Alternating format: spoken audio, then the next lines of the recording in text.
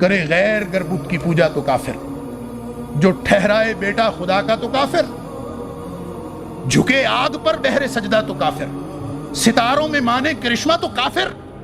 مگر مومنوں پہ کشادہ ہیں راہیں، پرستش کریں شوق سے جس کی چاہیں،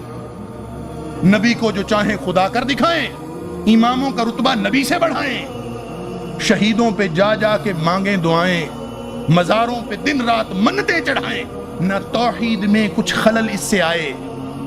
نہ اسلام بگڑے نہ ایمان جائے۔ ہمارا اسلام کنکریٹ کا بنا ہوا، اس کو نہیں کچھ ہوتا۔ وہ تو بیچارے مشرکین مکہ تھے جو صرف یہ کہہ کے کہ یہ ہمارے سفارشی ہیں، وہ ایسے پھنسے